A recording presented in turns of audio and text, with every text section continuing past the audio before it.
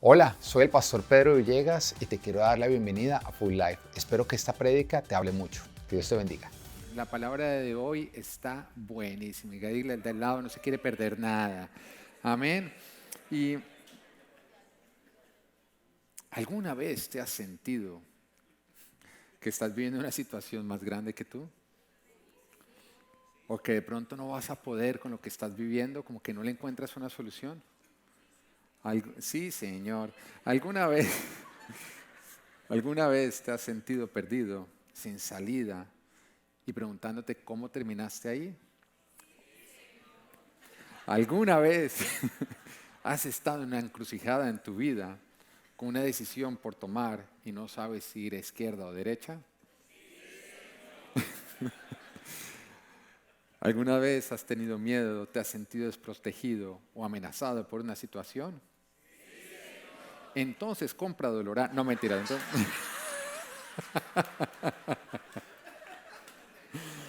Oiga, y los que no saben qué es Dolorán están más perdidos, pero bueno.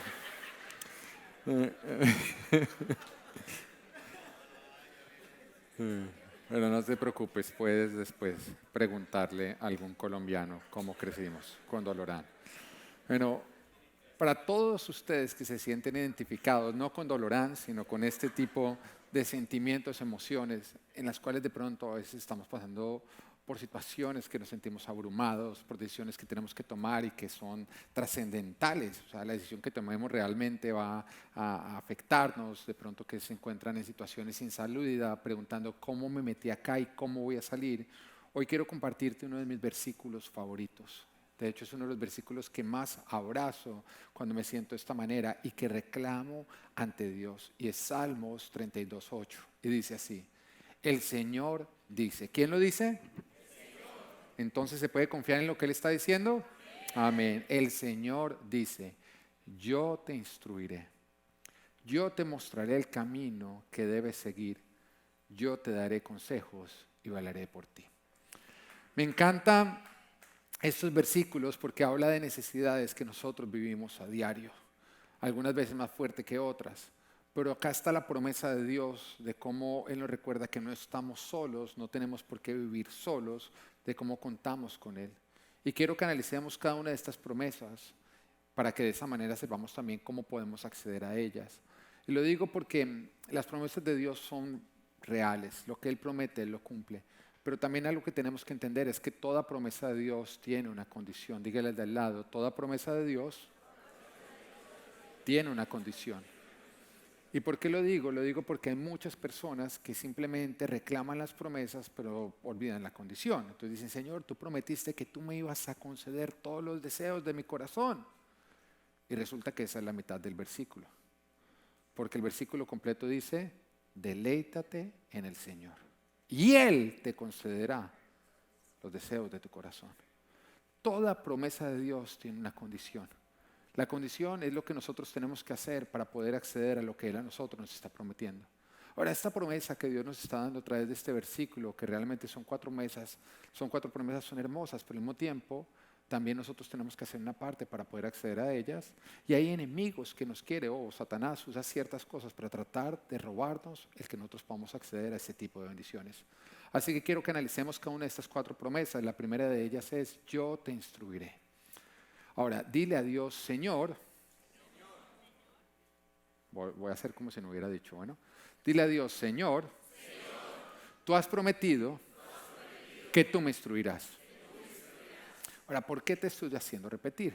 Porque es lo que yo hago con Dios. Cuando yo me enfrento a esas situaciones, yo a Dios le recuerdo, Señor, tú has prometido que tú me vas a instruir. Salmos 32:8 arranca diciendo, el Señor dice, yo te instruiré. Y qué gran promesa la que Él nos está dando. Porque siempre que yo reclamo esto, se me viene a mente, por ejemplo, cuando asumo nuevos retos. Retos que me parecen que son más grandes que yo. ¿Alguna vez te ha pasado eso? Que Dios te entrega retos, puede ser nuevos trabajos, puede ser nuevas situaciones, nuevas cosas que tú tienes que administrar y tú dices, son más grandes que yo.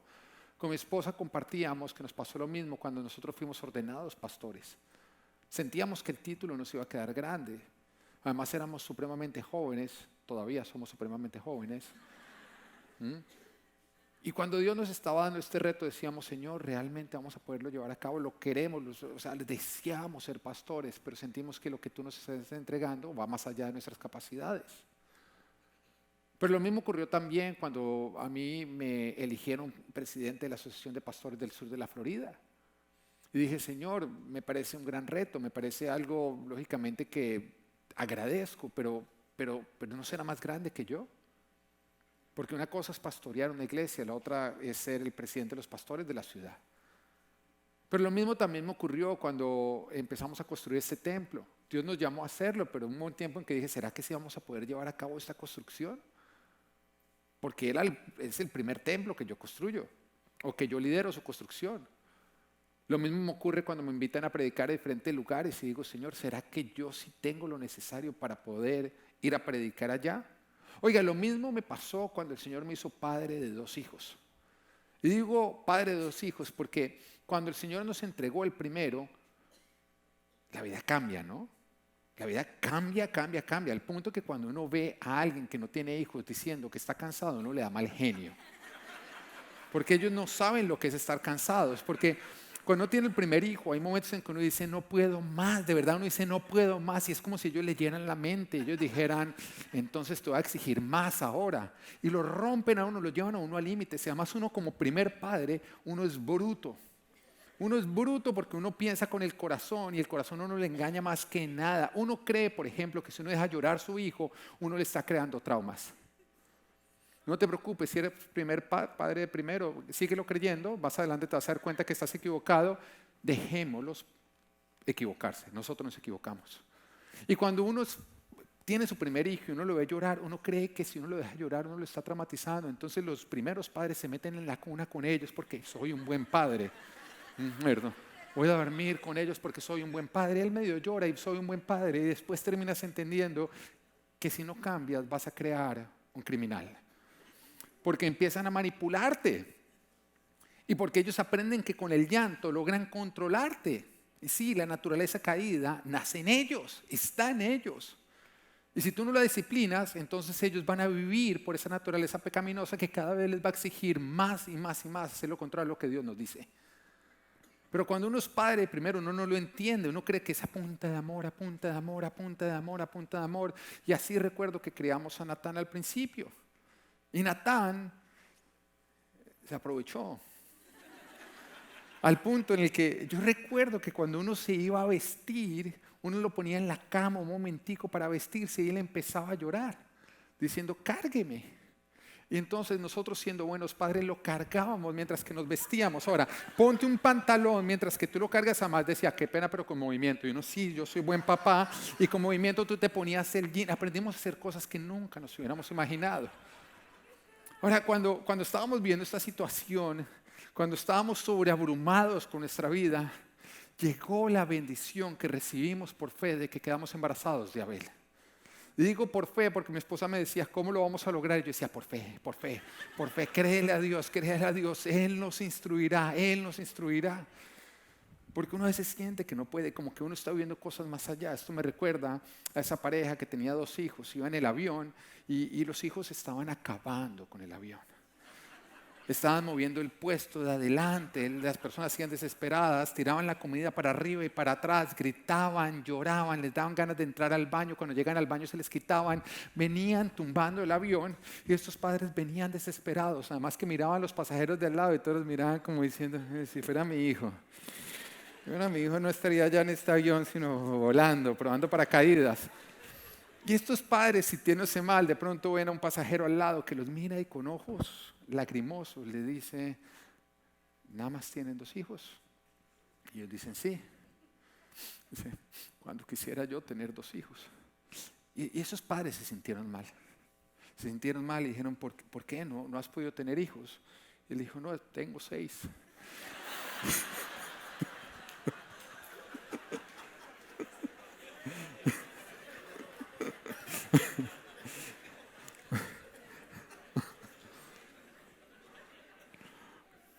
Cuando te sientes que no vas a poder con el reto que Dios te ha entregado, recuerda su promesa. Él te instruirá. Él te instruirá. ¿Y qué significa que Él nos instruirá? Significa que Él te va a dar todo lo que tú necesitas para poder multiplicar lo que Él te ha confiado. Él te va a dar la capacidad de multiplicar lo que Él te ha confiado. Desde que conocí al Señor y me enamoré de Él, soñé con ser pastor. No fui una persona que Dios tuvo que llamar y que se resistió, sino que constantemente yo le decía, ya quiero, ya quiero, ya quiero. De hecho, yo escuchaba a aquellas personas que contaban su historia y decían, no, cuando Dios me llamó al ministerio yo no quería y entonces Él me convenció hasta que finalmente yo vine y a mí me daba piedra con esas personas porque yo decía, yo no soy llamado, yo soy es como lanzado. Como que constantemente Dios me decía que todavía no, que todavía no, que todavía no, porque yo deseaba estar en el ministerio. Y cuando finalmente Dios nos abrió las puertas de entrar tiempo completo, tuve una visión. Y en la visión yo estaba en una banca de suplente y veía un partido de fútbol y todos estaban jugando y yo estaba con ganas de entrar a jugar. Y de pronto el director técnico cogí y me decía, ya puedes entrar a jugar. Y entraba yo corriendo, súper feliz, cuando de pronto empecé a ver el campo, los demás jugadores, empecé a ver todo y empecé a tener miedo diciendo, no voy a poder hacerlo. Pero en ese instante sentí la voz del director técnico que me decía, sí vas a poder porque yo voy a estar contigo y te voy a decir exactamente lo que tienes que hacer. Y en ese instante creció en mí la certeza de que lo iba a hacer y lo iba a hacer bien. Bueno, tengo que confesarte que ha ocurrido. Siempre que Dios me ha puesto en un reto, he sentido su voz hablándome y diciéndome exactamente lo que tengo que hacer para multiplicar lo que Él a mí me ha confiado. Pero esta misma unción, esta misma voz está en ti. Y el Señor te dice, donde te ponga yo te instruiré. Te daré la capacidad para multiplicar lo que te he confiado. Primera de Juan, capítulo 2, versículo 27 dice, en cuanto a ustedes, la unción que de Él recibieron permanece en ustedes. Y no necesitan que nadie les enseñe. Esa unción es auténtica, no es falsa. Y les enseña todas las cosas. Permanezcan en Él tal y como Él les enseñó. Tú tienes que entender que esa unción es el poder de Dios que está sobre ti. Y es ese poder que está comprometido y que está puesto a tu servicio para capacitarte en todo lo que Dios te ha confiado para que de esa manera tú puedas crecer y puedas multiplicar lo que Él te ha confiado. Dios te da equipamiento, te da instrucción, Él te instruye para su llamado. Ahora tienes que confiar en que si Dios te puso en un lugar, Él te va a instruir en todo lo que necesitas saber para llegar a ser exitoso. Pero al mismo tiempo, quiero que recuerdes que también Dios te da una promesa, pero Satanás la ataca para que tú no puedas acceder a ella. ¿Y cuál es la amenaza del diablo? Bueno, cuando miramos la parábola de los talentos, que tengo que repetirla porque sé que algunos no abren su Biblia, simplemente la tienen ahí como, yo no sé, para que no se les vuelen las otras hojas. La Biblia nos cuenta que había un señor que llamó a 3 de sus siervos. Y a cada uno le entregó una porción diferente de talentos. A uno le entregó 5 talentos, otra versión dice 5,000 monedas, pero vamos a hablarlo como talento. Le entregó 5 talentos, a otro le entregó 2 talentos y a otro le entregó 1 talento. Se fue y cuando volvió llamó a cada uno de ellos para ver cuánto habían producido con aquello que les había confiado. Y el de 5 talentos había producido otros más. El Señor se alegra y lo felicita y le confía más. El segundo había producido otros 2 talentos y el Señor también lo felicita. Y en ese momento llega el último, al que se le confió 1 talento. Pero aquel que se le confió 1 talento, hubo una excusa, una razón por la cual él enterró ese talento en lugar de ponerlo a trabajar. ¿Cuál fue su excusa? Miedo. Pero no solamente miedo, sino una percepción de Dios como alguien muy exigente, tan exigente que no importaba lo que él se esforzara, nunca iba a ser suficiente. Que son las 2 cosas que hacen que una persona no sea fructífero. El miedo y el tener una percepción de Dios, de que es tan exigente que no importa lo mucho que yo me esfuerce, no voy a ser exitoso, entonces mejor no me esfuerzo. O más bien, me autosaboteo para no ser exitoso. Ambas te hacen a ti enterrar el talento. Si Dios te ha confiado algo, es porque Él te ha dado la capacidad, la instrucción para multiplicarlo. Pero tener una mala percepción de Dios, una percepción equivocada, que es religiosidad y viene 100% de Satanás, te hace a ti enterrar o apuntarle al fracaso. Hay veces en que el diablo nos hace creer que la exigencia de Dios es tanta que no importa lo mucho que nos esforcemos, no vamos a poder dar la talla, entonces es mejor que nosotros enterremos. Hay muchos que antes de intentar ser exitosos deciden fracasar. Deciden fracasar. Hay muchos que fracasan sin intentar o simplemente intentan fracasar. Eso me recuerda a cuando me tocó enseñarle a mi esposa a patinar, porque mis suegros me la entregaron sin saber patinar. Hay otras cosas que tampoco sabía, pero bueno, una de ellas fue patinar. Y me la entregaron así, acá se la entregamos, no sabe patinar. Entonces a mí me tocó comprarle patines, enseñarle a patinar. Y recuerdo que nosotros nos íbamos a calles cerradas donde ella patinaba, yo de las manos enseñándole a patinar. Pero llegó a ser muy buena patinadora, al punto en que se lograba bajar mandar por bajadas y lo lograba hacer. Pero a pesar de que iba avanzando, cuando nosotros contábamos al final de la patinada la cantidad de veces que se caía, siempre eran un gran número. La razón por la cual ella se caía era porque en el momento en que ella veía cualquier obstáculo, ella en ese instante no planeaba cómo superarlo, sino a dónde caer. Entonces ella veía una piedrita e inmediatamente empezaba pasto. ¡Fa!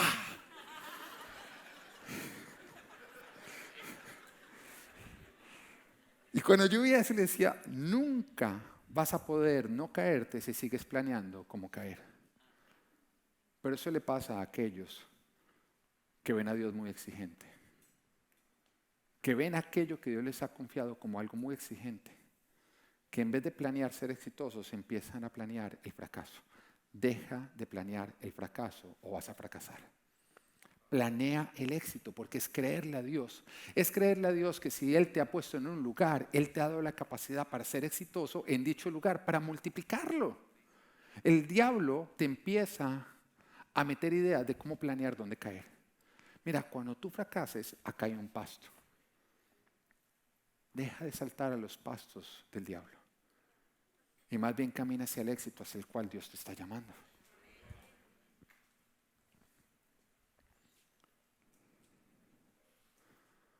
Cuando miramos en Mateo capítulo 25, versículo 14 al 15, dice, el reino de los cielos será también como un hombre que al emprender un viaje llamó a sus siervos y les encargó sus bienes. A uno le dio 5,000 monedas de oro, a otros 2,000 y a otro 1,000. A cada uno, ¿según qué? Su capacidad. Luego se fue de viaje. Recuerda esa palabra, según su capacidad. Si Dios te lo dio, es porque Dios vio en ti la capacidad. Y si Dios dice que tú eres capaz, es porque tú eres capaz. Deja de creerle a tus inseguridades.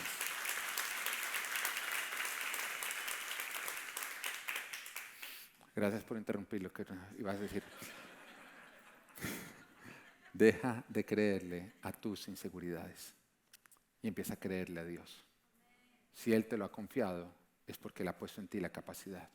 Si Dios te puso en un lugar, es porque vio en ti la capacidad de hacerlo crecer y de multiplicarlo.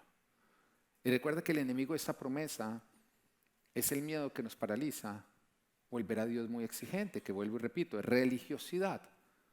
Es nosotros decidir fracasar porque nunca voy a ser lo suficientemente bueno para satisfacer a Dios. Dios te lo dio porque tú ya eres suficiente. Y tú no eres suficiente por tu hacer, tú eres suficiente por tu ser. Tú eres un hijo de Dios y eso ya es suficiente. Ahora, con respecto al miedo, el miedo nos lleva a enterrar las capacidades que Dios nos dio para multiplicar, porque el miedo es contrario a la fe. Fe es creerle a Dios. Y es creer que si Dios me puso, es porque Él me va a instruir y porque me va a dar la capacidad para lograrlo. El miedo, no, el miedo te hace creer a ti que no puedes. Y por eso le apuntas al fracaso o intentas fracasar, que vuelvo y repito, fue el ejemplo que te di ahorita. No apuntes a una derrota, créele a Dios y apunta hacia la victoria. Dalo todo para la victoria. Y entonces serás exitoso. Mira, la fe es saber que si Dios te puso enfrente de un Goliat, es porque te dio la unción de matar gigantes. Y es algo que tenemos que recordar. que si Dios nos puso enfrente de un Goliat es porque Él nos ha dado la unción para matar gigantes. Oye, hay algunos que todavía le tienen miedo a 1,50 m, ¿no? A la esposa. No, mentiras, pues no vamos a molestar a las mujeres porque es el mes de las mujeres. Eso se los doy de regalo, bueno. Los otros 11 meses nos desquitamos. Bueno, recuerda, enterrar lo que Dios te ha dado no es falta de capacidad, sino carencia de fe. Es por carencia de fe que tú estás renunciando sin intentar. Es por carencia de fe que tú estás muriendo sin antes enfrentar a Goliat. Es por carencia de fe que tú estás abandonando la batalla sin haberlo entregado todo para la victoria. Aprende a ver a Dios, no de acuerdo a cómo Satanás te lo pinta, sino de acuerdo a cómo Él realmente es. Amén. Lo cual nos lleva al punto número 2. Yo te mostraré el camino. Ahora dile, Señor, devolvámonos. Dile, Señor, tú has prometido que tú me mostrarás el camino. Ahora, cuando te sientas perdido, dile eso, Señor, tú has prometido que tú me mostrarás el camino que yo debo tomar. Salmos 32:8 dice, el Señor dice, yo te mostraré el camino que debes seguir. Mira, esta puede ser la promesa que yo más reclamo, porque me hace sentir seguro, porque es saber que Dios no me envió, es saber que Él va conmigo, que no tengo por qué estar perdido, porque voy con el que conoce el camino, voy con quien es el camino. Cuando yo pienso en esta promesa, pienso en un GPS. Cuando nosotros tenemos un GPS, nosotros no nos sentimos perdidos. Y de hecho no necesitamos que el GPS ni siquiera nos diga cómo vamos a llegar hasta el final. Él nos va diciendo. Y tanto confiamos que hay veces que hemos ido a lugares 10 veces siguiendo el GPS y si nos quitan el GPS nos perdemos. ¿O no? Y dicen, pero si usted ha venido 10 veces, es que yo no he prestado atención, yo he seguido el GPS. ¿Tú sabes por qué no has prestado atención? Porque confías en el GPS. Confías que el GPS siempre va a estar ahí. Confías en que nunca te va a fallar la red. Confías en que nunca se te va a perder el teléfono. Tienes confianza en el GPS, pero ¿tienes confianza en Dios? Cuando tú confías en Dios, tú vas a llegar a lugares y te vas a preguntar, ¿cómo llegué? Siguiendo su voz. Él me ha dicho todo lo que yo tengo que hacer para poder llegar al éxito al cual Él me ha llamado. Dios te llama al éxito, nunca al fracaso. Recuerda que Él no te envió, Él va contigo. Ahora, hay 2 enemigos de esta promesa. El primer enemigo es no confiar en Dios. Porque si tú no confías en Dios, Él te va a decir, es por la izquierda. ¿Y tú para dónde vas a ir? Por la derecha. Porque si tú tienes un copiloto y tú estás echando reversa y el copiloto que ve el punto ciego, o sea, al cual tú eres ciego, te dice, frena, que le vas a dar. Y tú sigues andando y le das, ¿qué pasó? Que tú no confías en tu copiloto. Ahora, cuando Dios te dice es para la izquierda y tú coges para la derecha, es una evidencia que hay falta de confianza. Tú no estás confiando en Dios. Ahora, ¿cómo haces tú para crecer en confiar? En llegar a confiar en Dios, porque, bueno, listo, sí, me falta confianza. ¿Cómo hago para confiar más en Dios? ¿Quieres saber? Confiando. No, te toca confiar, porque eso es lo que conocemos como un paso de fe. Y cuando tú das pasos de fe, tú logras experimentar su fidelidad.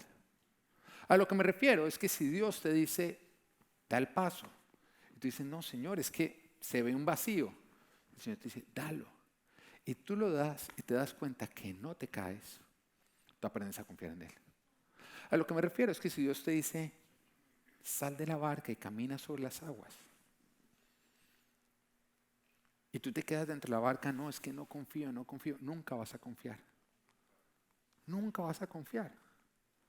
Pero si tú tomas el riesgo de decir, bueno, te voy a confiar en esta, y bajas de la barca, cuando te des cuenta que no te hundes, va a crecer la confianza que le tienes a Dios. Y cada paso de fe, cada paso de confianza que tú das, hace que esa confianza crezca y se fortalezca al punto en que Dios te va a poder llamar a hacer cosas que otras personas dirían, ¿usted cómo le creyó a Dios? Y tú simplemente dirías, porque es que confío plenamente en Él. Dar pasos de fe te ayuda a crecer en la confianza que tú tienes en Dios. Pero mientras que tú no des pasos de fe, jamás va a crecer tu confianza. Voy a dar un ejemplo. Es el que más le gusta a las personas que no diezman. Voy a hablar sobre el diezmo. ¿Es un paso de fe o no? Es un paso de fe. Ahora, cuando tú lo das y tú te das cuenta que con menos te alcanza para más, que realmente Él te bendice y multiplica, y que Él reprende al devorador, uno no deja de diezmar ni por Él. Chiras, del griego chiras, o no. Pero mientras que tú estés dentro de la barca criticando, es que esos pastores sí que predican de eso, sí, nunca va a crecer tu confianza. Nunca va a crecer tu confianza. ¿Y sabes qué? Los que estamos caminando sobre las aguas, vamos a ver los que critican desde la barca y ni siquiera nos va a importar lo que van a estar diciendo.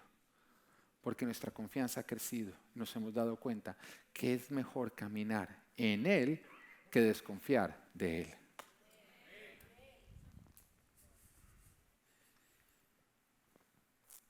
Romanos 10:11 dice, así dice la Escritura, todo el que confíe en Él no será jamás defraudado. El Señor nos dice que si siquiera tuviéramos una fe del tamaño de un grano de mostaza, y Él dice, con que tan solo tú empieces a dar pequeñas muestras de fe, pequeños pasos de fe, va a ser suficiente para que tu fe crezca.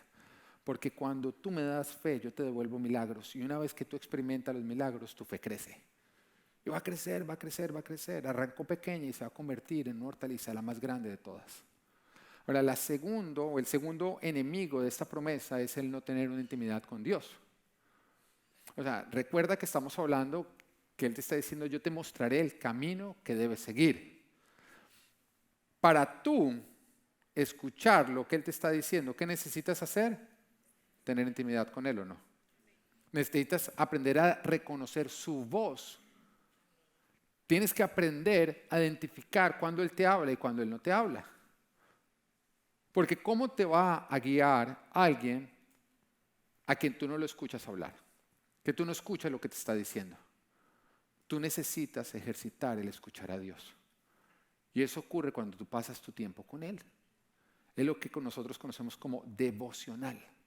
¿Devocional qué es? Es tu tiempo diario, diario.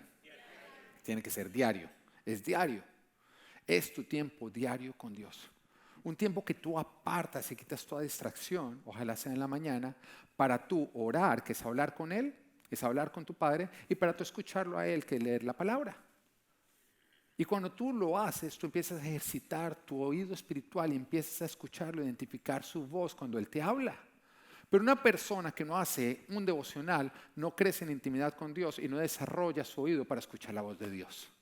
Pregúntele al de al lado, ¿qué te dijo Dios hoy en tu devocional? Ahora, si no le dijo nada porque no hizo devocional, dígale, ¿usted sí espera que Dios lo guíe hoy? Pues, ahora, me toca entender, hay algunos que dicen, no, pero es que el domingo no se hace devocional porque el domingo el pastor es el devocional. Eso me recuerda a un amigo en la universidad que me llamaba y me decía, Pedro, mañana tengo examen para que ore para que me vaya bien. Le decía, no sea descarado, ore usted. Ay, no, es que usted ora mejor que yo. Entonces que toda la vida, que el día que tenga dinero va a contratar a alguien para que lea la Biblia por usted, para que ore por usted, para que haga todo por usted. Eso es algo personal. Yo hoy te estoy hablando lo que en mi intimidad le escuché a Dios que te debo decir de parte de Él. Pero tú no quieres que tu relación con Dios sea por medio de intermediarios. Tú quieres tener una relación directa con Dios. Pero para poderla tener tienes que aprender a escuchar su voz. Yo tengo un grupo de hombres que estoy reuniendo para un discipulado, en el cual los estoy formando como líderes de la iglesia. Y de los requisitos que yo les doy a estos hombres es que ellos tienen que tener un tiempo devocional.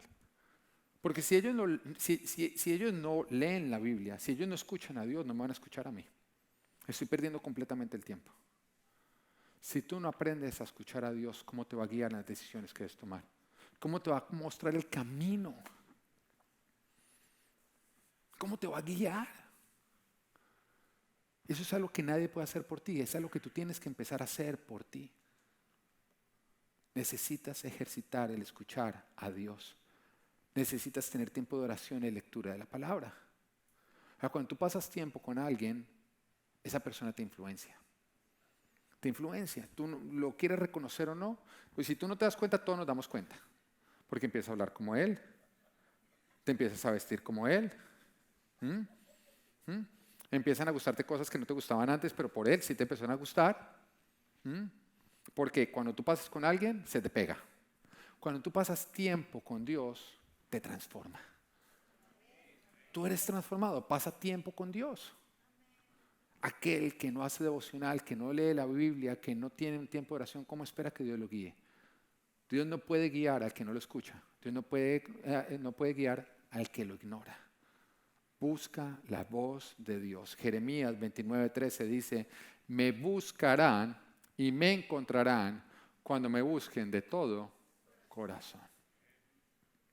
Tú lo buscas de todo corazón cuando te apartas por Él. No cuando, bueno, si tengo tiempo, pues yo leo la Biblia y pues sí, ahí oro mientras que... No, tú lo buscas de todo corazón cuando tú apartas tu tiempo para Él. Punto número 3, te daré consejos. Ahora, dile, Señor, tú has prometido que me darás consejos. Mira, Salmos 32:8, el Señor dice, yo te daré consejos. Mira, esta promesa de Dios es una evidencia del nivel de acceso que Él quiere darnos, del nivel de intimidad al cual Él quiere que nosotros tengamos acceso. Porque no solamente nos dice te daré instrucción, te daré dirección, sino aún te daré consejo. Un consejo es algo que tú no tienes que hacer, es algo que si tú no haces, tú no estás desobedeciendo, tú no estás en rebeldía. Consejo es algo que tú podrías elegir izquierda o derecha y no hay ninguno incorrecto, pero tú quieres la sabiduría de aquel a que le estás pidiendo consejo para tomar la decisión más beneficiosa. Eso es consejo y Dios te dice, yo te daré consejo. Ahora, para que entiendas el nivel de acceso que te está dando, imagínate que tú llamas a tu jefe y le dices, oiga jefe, ¿qué hay para hacer hoy? Tu jefe te va a decir, mire, necesito que me haga estas cuentas, necesito que me invite a estos clientes, te va a decir qué hacer o no. Bueno, digamos que tú le dices, bueno, jefe, ¿cómo debo hacerlo? Él te va a decir de esta manera y de la otra. Pero llama a tu jefe un día libre y dile, jefe, me voy a comprar unos zapatos, ¿cuáles le gustan más?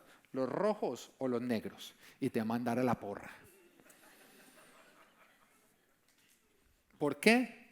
Porque el consejo ya requiere muchísima cercanía, muchísima intimidad, confianza y nivel de acceso.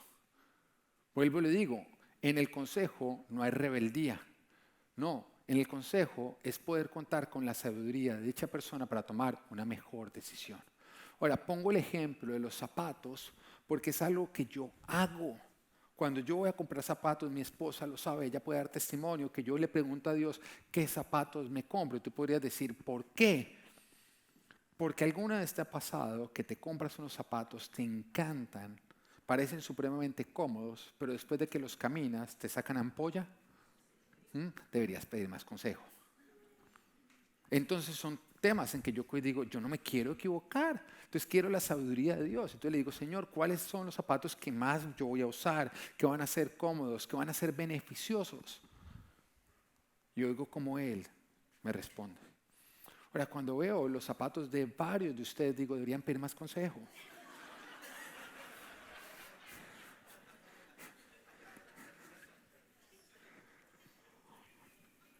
Hay muchas decisiones que nosotros tomamos en el día a día que la respuesta a cuál es mejor o cuál es peor no la encontramos en la Biblia. Sin embargo, son elecciones que podrían traernos un mayor beneficio o un menor beneficio. Y ahí es donde aplica el consejo de Dios. Ahora, esta promesa, al igual que la anterior, requiere intimidad y confianza, pero sobre todo requiere un alto nivel de dependencia de Dios. Porque es el resultado de caminar con Dios. Me refiero que no viene como resultado de simplemente hacer nuestro devocional por la mañana y una vez que lo hice, te veo mañana, hasta luego y salí solo por el mundo, sino no, requiere un alto nivel de dependencia donde yo te busqué por la mañana, pasé tiempo contigo, vamos juntos a conquistar este día. Requiere un alto nivel de dependencia de Dios. Porque si tú no estás consciente de que Él está presente en tu día y tú estás presente en Él, tú no le vas a pedir consejo. Cuando tú estás solo en tu casa y te vistes, tú te miras en el espejo, lo que el espejo te diga, tú le crees y tú sales. Pero cuando, digamos, está tu cónyuge en la casa, tú eres consciente de que está presente, tú te miras en el espejo te dice, estás irresistible. Pero a pesar de eso, tú buscas a tu cónyuge y le preguntas, ¿cómo se me ve? Tú estás pidiendo consejo. ¿Por qué? Porque estás consciente de que está presente. Cuando tú estás consciente de que Dios está presente, no importa lo que te diga el espejo, tú vas a preguntar su consejo. Pero una persona que no tiene ese nivel de sensibilidad, que no está consciente de que Dios está presente, nunca va a buscar el consejo y por lo tanto jamás lo va a encontrar. Para tú poder escuchar su consejo te requiere caminar de la mano de Dios. Te requiere tener conciencia de que Él está presente y que tú estás presente para Él. Y aquel que no tiene esta conciencia poco lo va a buscar en las decisiones sencillas que debe tomar. Ahora, lo que nos lleva al cuarto y último punto, que es velaré por ti. Ahora dile, Señor, tú has prometido que tú velarás por mí. Acá estamos hablando de una promesa de protección. Y quiero que analicemos todo el versículo. Estamos hablando de un solo versículo con 4 promesas. El Señor te está diciendo, yo te instruiré. Dios te está diciendo, lo que yo te entregue es porque yo he puesto en ti la capacidad de multiplicarlo. Y eso te debe traer una gran libertad, porque de pronto tú recibes un nuevo trabajo. Y desde antes de intentar el éxito, tú ya dices, no, esto es más grande que yo, no voy a poder, porque es un nuevo reto. Siempre nos pasa eso con los nuevos retos. Lógicamente no sabemos hacer lo que jamás hemos hecho, pero Dios ha puesto a ti la capacidad de desarrollar todo lo necesario para ser exitoso en aquello que Él te confió. Ahora, no pienses, es que es mi trabajo, jamás es tuyo. Jamás es tuyo. La misma palabra de Dios nos dice que Dios, el Señor, entregó el talento a cada uno. ¿De quiénes eran los talentos? De Dios. Tuyo no son ni los calzoncillos que llevas puestos. Todo lo que tú tienes, Él te lo confió. Así que administralo bien. Y muchas veces somos malos administradores porque nos adueñamos de lo que nosotros se nos dio para administrar. No se te dio para que te adueñes, se te dio para que lo administres. Porque el dueño derrocha, el administrador multiplica. Y tienes que entender que todo lo tuyo, incluido tu cuerpo, es multiplicarlo. No significa engordarlo. Significa, amén, porque algunos, ay, voy bien el trabajo. No. Acá camino a multiplicarlo. No, es cuidarlo. Es hacerlo durar bien. Pero no solamente nos está diciendo, yo te instruiré. Yo te mostraré el camino que debes tomar. Uy, qué delicia. Qué delicia, qué delicia, qué delicia. Porque Él lo ha prometido. Hay veces que yo, por ejemplo, preparo la prédica y digo, no me convence, pero yo lo miro y le digo, pero tú prometiste que me vas a mostrar el camino, no me has mostrado nada más, algo tú vas a hacer con esto. Y Él lo termina haciendo. Yo te daré consejos, qué rico saber que Él va caminando conmigo, me está diciendo, hasta en lo más mínimo puedes contar conmigo. Pero acá viene una promesa hermosa que es, yo velaré por ti. Yo cuido de ti. No tienes por qué sentir miedo. No importa las amenazas que se levanten en tu contra, yo cuidaré de ti. Juan 10:27 dice, mis ovejas oyen mi voz, yo las conozco y ellas me siguen. Yo les doy vida eterna y nunca, digan nunca, perecerán. Ni nadie podrá arrebatármelas de la mano. Mi Padre que me las ha dado es más grande que todos y de la mano del Padre nadie las puede arrebatar. Mira lo que nos está diciendo acá Jesús. Jesús está diciendo que lo que a Él le pertenece está en la mano del Padre. Si tú le perteneces a Jesucristo, tú estás en la mano del Padre.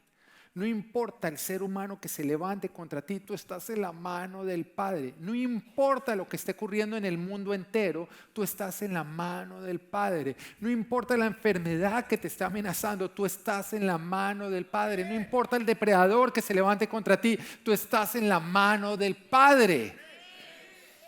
Y a veces simplemente debes cerrar los ojos y recordar, yo estoy en la mano del Padre.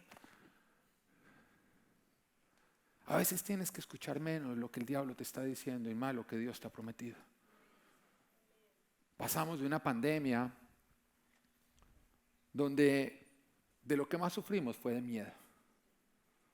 De miedo. Y ya pasó la pandemia, uno no volvió a oír del COVID, ¿o no? Ni volvió a oír del COVID. Pero entonces ahora arrancó una guerra. Y entonces los que estaban paniqueados con el COVID, lo único que cambia, nunca cambió el miedo, ahora fue la amenaza, ¿quién lo produce? Entonces ahora tengo miedo por una guerra y además nos dicen escenarios, ¿qué pasa si ocurre una guerra nuclear? Y empiezan a contarnos todas las cosas que son malas. Mira, la palabra en Isaías empieza a hablar de un pueblo que empieza a tomar malas decisiones y se aleja de Dios y a causa de eso viene destrucción contra ellos. Eso no ha cambiado. Siempre que el ser humano se aleja de Dios y toma decisiones contrarias a las que Dios da, van a venir grandes consecuencias. Consecuencias que van a traer guerra, muerte, destrucción, enfermedad. Pero la misma promesa o la misma profecía que encontramos en el libro de Isaías, hay una parte en la que dice, dile al justo que le irá bien. Dile al justo que a pesar de lo que va a estar ocurriendo en el mundo, a él le va a ir bien. A lo que me refiero es que la protección no puede estar en la ausencia de peligros, sino en la conciencia de que estamos en la mano del Padre. Y que si tú estás en la mano del Padre, puede haber guerras, puede haber pestes, puede haber enfermedad, puede haber hambre, se puede subir el precio de la gasolina y se puede volver un lujo ir a la gasolinería. Y muchas veces hoy en día es más caro que ir a Mortons, ¿no? No importa todo eso, al justo nos va a ir bien. Amén. ¿Tienes algo que temer? Estoy en la mano del Padre.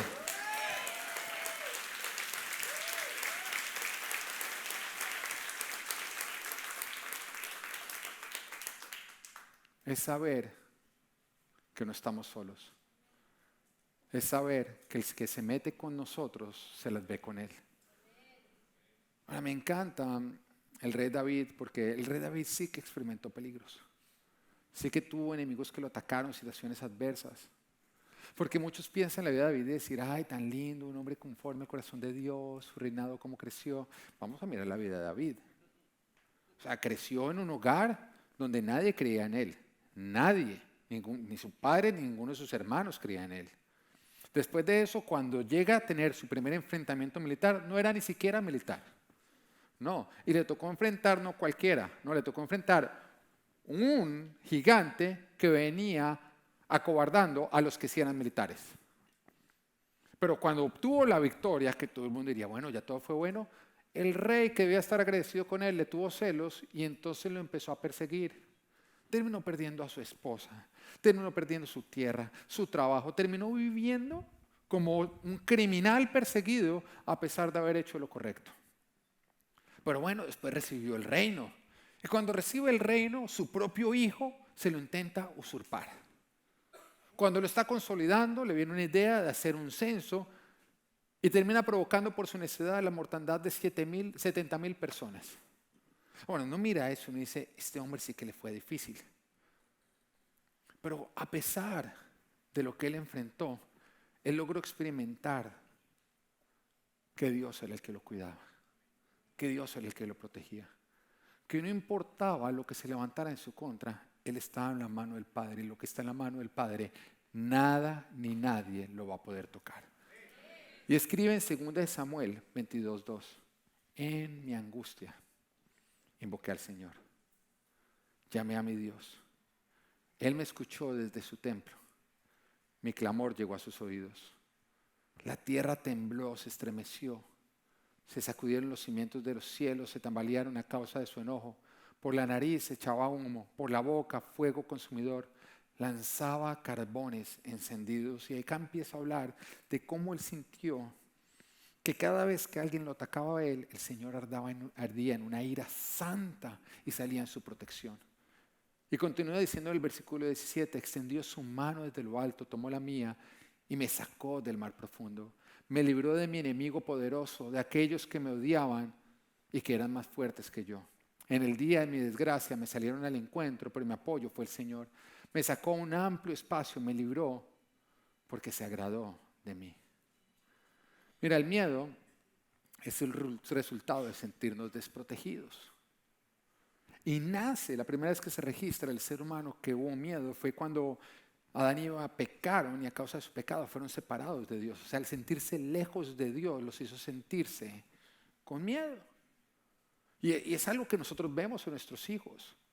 Porque cuando nuestros hijos están durmiendo y de pronto viene la oscuridad y la misma oscuridad les hace imaginarse que hay un monstruo y algo presente que está amenazándolos, en ese instante ellos que sienten miedo.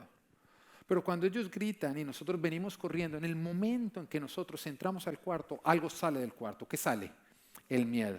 ¿Y qué entra? La paz. La paz. Bueno, el corazón no le pasa el tiempo. A lo que me refiero es que no importa la edad que tú tengas, todos nosotros tenemos un corazón de niños.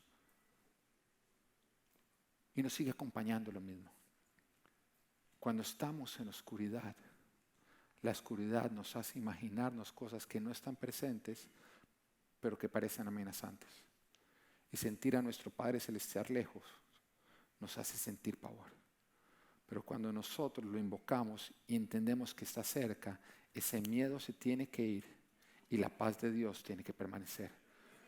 Jesús dijo, mi paz les dejo, mis paz les doy, no se las doy como se las da el mundo. ¿Por qué? Porque el mundo nos da una paz circunstancial. La paz del mundo requiere de que la luz esté prendida y que todo esté perfecto. Pero al mismo tiempo, cuando las circunstancias no son buenas, entonces esa paz se va. Y el Señor dijo, no, mi paz es una paz que sobrepasa todo entendimiento.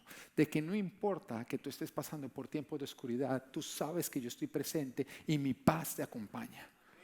Ahora, yo sé que no nos gusta pasar por valles tenebrosos, pero sabes que los valles tenebrosos son parte de la vida. Tenemos que pasar por valles tenebrosos. Y sí, los valles tenebrosos son lugares oscuros, donde hay grandes depredadores, donde hace frío. Pero tenemos que pasar por ahí, porque para poder llegar a cimas tenemos que pasar por valles. Si tú echas memoria, te vas a dar cuenta que las mayores cimas que has conquistado en tu vida siempre han venido después de haber pasado por valles tenebrosos. Aprecia los valles tenebrosos. Simplemente transfórmalos en tiempos de paz, teniendo y cobrando conciencia de que Dios está contigo y de que tú estás con Él, de que Él te cuida, de que Él te proteja y que Él vela por ti. No es la ausencia del peligro, es la presencia de Dios lo que transforma los valles en algo grande. Valora los valles por los cuales Dios te hace pasar. Y recuerda que si estás pasando por tiempos de oscuridad, Él es luz. Que si estás pasando por tiempos de enfermedad, Él es salud. Que si hay amenazas de muerte, Él es vida. Que si estás pasando por escasez, Él es el que multiplica. Que no estás solo. Que el buen pastor está contigo. Simplemente cobra conciencia de su presencia. Es que el miedo desaparezca. En Éxodo 33:14 nos dice, yo mismo iré contigo y te daré descanso, respondió el Señor. Yo mismo iré contigo y te daré descanso, dice el Señor. No dice yo te enviaré, dice yo mismo iré contigo. Yo mismo iré contigo. No es a donde Dios te ha enviado, es a donde Dios te está acompañando. Él está contigo. Deja de creerle a las circunstancias, tú no estás solo, Él está contigo. Deja de creerle a tus miedos, Él no te ha abandonado, Él está contigo. Él ha prometido que irá contigo, Él ha prometido que está contigo, Él ha dicho que jamás te dejará, jamás te abandonará, Él está contigo. No es mira la situación en la cual me encuentro, es mira la situación en la cual nos encontramos. Cuando Moisés recibió el llamamiento de ir a libertar al pueblo de Israel, Moisés dijo, ¿y quién soy yo? Y el Señor le dijo, no es quien tú eres, es con quien tú vas. Yo soy el gran yo soy y yo voy contigo. El Señor te dice, sí, estás pasando por situaciones que son más grandes que tú, pero no son más grandes que los dos. Yo estoy contigo. No te he mandado solo, no te dejaré solo. Yo estoy contigo. No permitas que la oscuridad te haga olvidarte de una realidad. Yo estoy contigo. Que esa situación puede más que tú, ok, pero yo estoy contigo. Jamás te dejaré, jamás te abandonaré. Tengo que confesarte que uno de los mayores miedos que yo tengo son las turbulencias en los aviones. Les tengo pavor. Les tengo pavor. Cada vez que yo siento una turbulencia, yo creo que el avión se va a caer. Y si estoy solo, en ese momento pienso en Ana y en los niños. Si estoy con Ana, digo, no, un momentico, no, mis hijos. Si estoy con mis hijos, digo, bueno, por lo menos estamos todos juntos. Porque siempre siento un pavor cuando empieza a moverse el avión y yo no sé por qué me tocan todos los aviones que se mueven.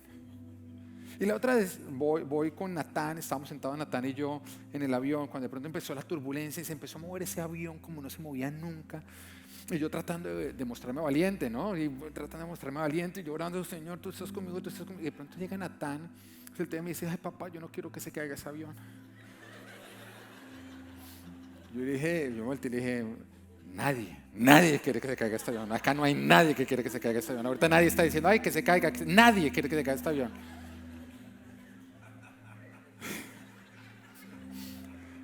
Pero entonces yo le dije, mira, Natán, los aviones se mueven. Algo que tú debes hacer cuando el avión se mueve es mira las azafatas. Mira las azafatas porque si tú las ves asustadas, ellas montan avión todo el tiempo. Si tú las ves asustadas, tú asústate. Si las ves tranquilas, tú tranquilo. Oye, ayer veníamos en un vuelo y empezó la turbulencia y se voltea Natán y dice, papá, no veo la azafata, mira a ver si está preocupada,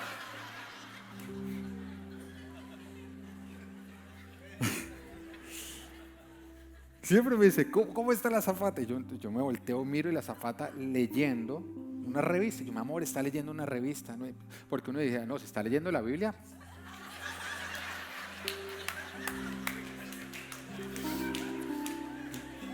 Una revista y parece bien mundana, fresco, esto va para arriba.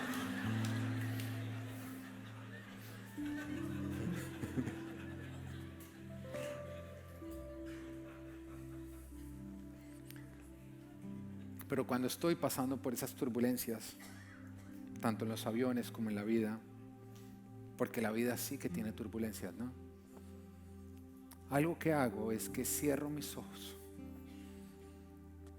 Y los cierro no como algo místico, sino para no dejarme distraer de lo que está al frente.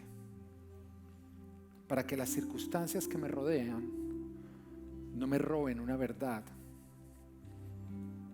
que yo no puedo olvidar en esos instantes.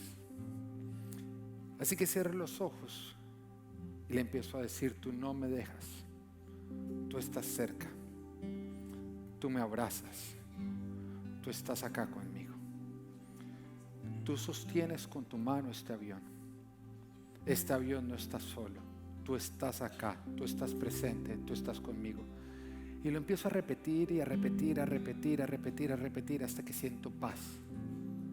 Y la paz no llega cuando el avión se deja de mover. La paz llega cuando cobro conciencia de que Él está conmigo y que Él no me ha dejado solo. Que mi vida no está en manos del piloto, que mi vida está en manos de mi Dios. Cuando tengas miedo, simplemente entra en conciencia de que Él está contigo y repítelo, Él está conmigo, no soy solo, no estoy solo, es el que me defiende, jamás me suelta, jamás me suelta. El día que Pedro decidió caminar sobre las aguas, él lo hizo porque vio a Jesús caminar sobre ellas. Y le dijo, Señor, si eres tú, mándame a que yo vaya a ti, caminaré sobre las aguas. Y Dios le dijo, ven a mí. Ya la palabra estaba dicha y si Dios lo dice, va a ocurrir. Y él dio ese paso de fe y creció su confianza. Y lo animó a dar el siguiente paso. y empezó a caminar. Pero en ese momento empezó una turbulencia y empezó a soplar fuerte y las circunstancias empezaron a amenazar. Y las circunstancias son tan hábiles en hacernos quitar la mirada del que nos ha llamado, en robarnos lo que Él nos ha dicho, en quitarnos la seguridad que tenemos en Él, en hacernos sentir que Él se ha olvidado de nosotros, que Él nos ha dejado abandonado y que nos va a dejar hundirnos.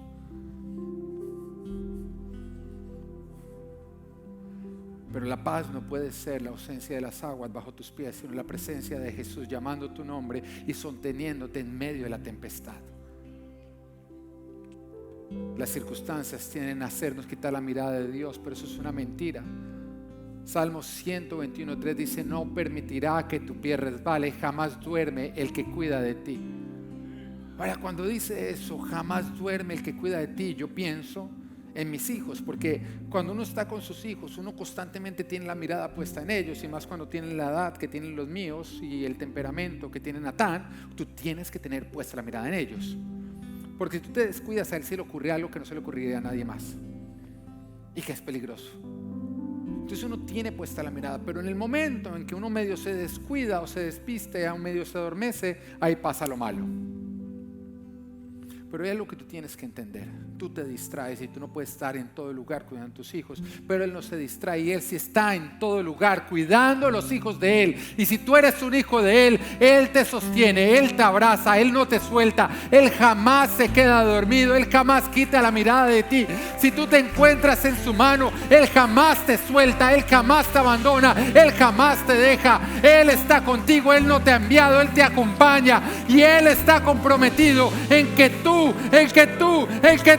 estés bien, porque Él vela por ti, porque Él cuida con ti, porque Él es el que te ama, Él es el que te cuida, porque Él entregó su vida para que tú tengas vida, porque aquí te tiene en su mano y de su mano no te va a soltar, y que Dios te bendiga.